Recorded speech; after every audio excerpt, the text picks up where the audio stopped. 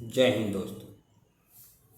इस वीडियो में हम लोग जो है डिस्कस करेंगे कि एआईबी एग्ज़ाम जो 19 मीन्स 19 जो है सीरीज नंबर जो है अभी नवंबर 2024 को जो है होने वाली है।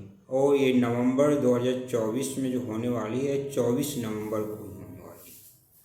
इसमें आप अभी जो है सितंबर 27 है और सितंबर 27 से अगर आप काउंट करेंगे लगभग 57 डेज का जो है टाइम मिलता है। तो इस टाइम में आप कैसे कम समय में अच्छे से तैयारी करें कि आप 100% ऑफ मोर देन 45% मार्क्स जो है आप ले आए और आपका एआईबी एग्ज़ाम्स क्लियर हो जाएगा।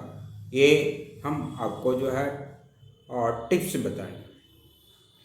और अगर इस टिप्स के हिसाब से अगर आप तैयारी करेंगे तो श्योर आप मोर देन 45 मार्क्स लाएंगे, जो मिनिमम मार्क्स है पास करने के लिए।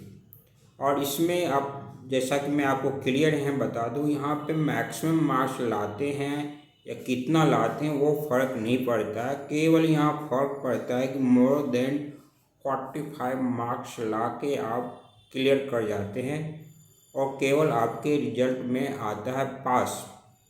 रैंक होल्डर या मार्क्स ऐसा कुछ नहीं आता है, या कितना मार्क्स लेके आए वो भी नहीं दिखाता है रिजल्ट। केवल दिखाता है कि आप पास कर गए या फेल कर गए। अगर 45 मार्क्स से ऊपर आता है तो आप पास कर जाते हैं, और 45 मार्क्स से नीचे आता है तो फेल कर जाते हैं। पिछले ईयर जो है एआईबी 18 जो हुआ था, मीन्स एआईबी 18 जो हुआ था, उसमें 40 मार्क्स जो है का क्राइटेरिया पहले जो हुआ करता था उसके हिसाब से सब आदमी अपना रिजल्ट देखे। लेकिन बाद में जब बहुत 75,000 जो है ना न्यू एडवोकेट जो एआईबी में बैठे तो वो फेल कर गए।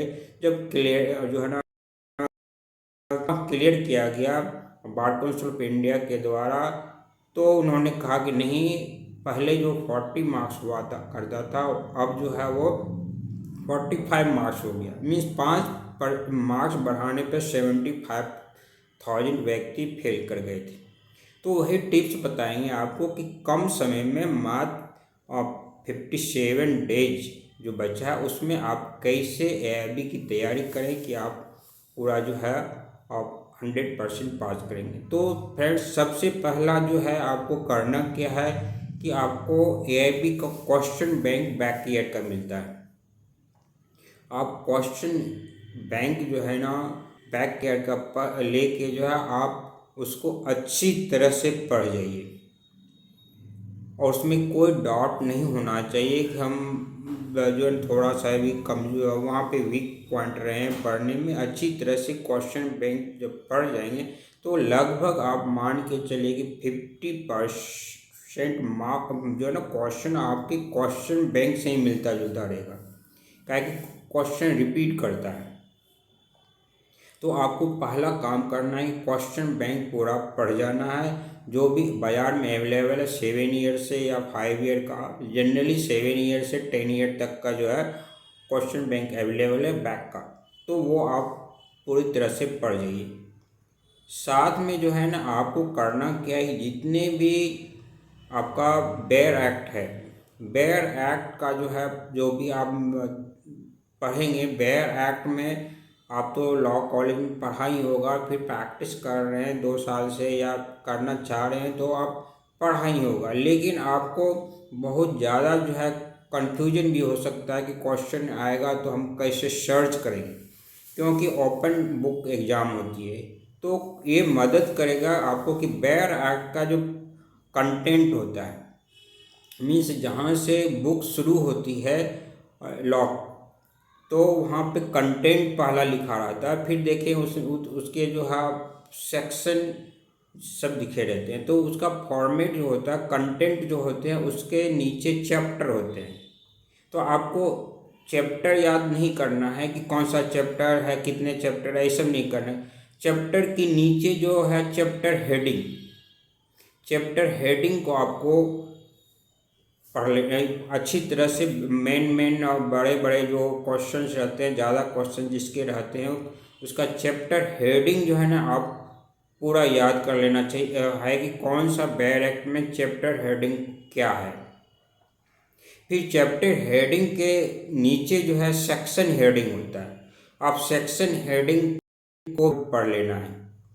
तो इससे क्या होगा कि आपको चैप्टर जब हेडिंग जब पता रहेगा तो आपको क्वेश्चन जो आएगा तो क्वेश्चन से आप तुरंत जो है ना रिलेट कर पाएंगे कि किस चैप्टर हेडिंग में है ये। और फिर जब चैप्टर हेडिंग आप इजीली पकड़ लेंगे बुक में सर्च करने वक्त और क्वेश्चन जो रहेगा उससे, तो फिर आप सेक्शन पे इजी वे में जा सकते हैं जो सेक्शन हेडिंग हम पढ़ रहे हैं।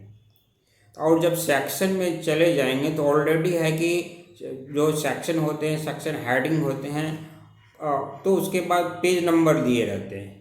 तो पेज नंबर आप देख के वहाँ पे ओरिजिनल बुक में जो आप चले जाएंगे, ओरिजिनल सेक्शन जहाँ लिखे मेंशन रहता है डिटेल से, वहाँ पे आप पढ़े रहेंगे या आप वहाँ सर्च भी करेंगे तो इजी वे में आप वहाँ पे क्वेश्चन का आंसर सर्च कर लेंगे।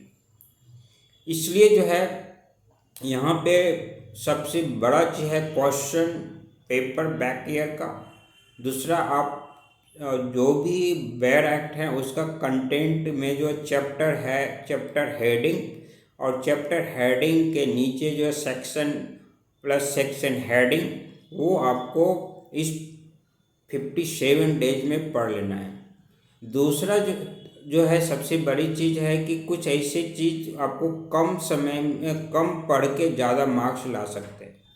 जैसे आप CRPC की है, इंडियन जो है ना IPC है, एविडेंस एक्ट है, CPC है, फैमिली एक्ट है, इसमें तो आपको जो है पढ़ना ही है, ज़्यादा रहता है। दूसरा है कि आप कुछ ऐसे पेपर्स हैं जो आप उसको पढ़ अगर लेंगे तो फिर आप जो है इजी वे में, जैसे प्रोफेशनल एथिक्स है, उसमें जो है बहुत पतली बुक है और बहुत पतली बुक होने के कारण आप एक दिन में भी पूरा बुक पढ़ सकते हैं, तो उससे क्वेश्चन रहता ही है।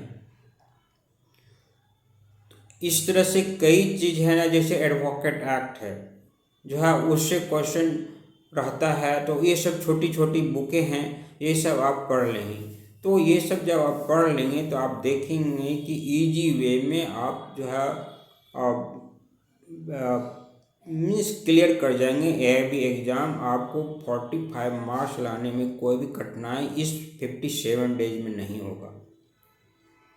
तो इस वीडियो में इतना ही। Thank you.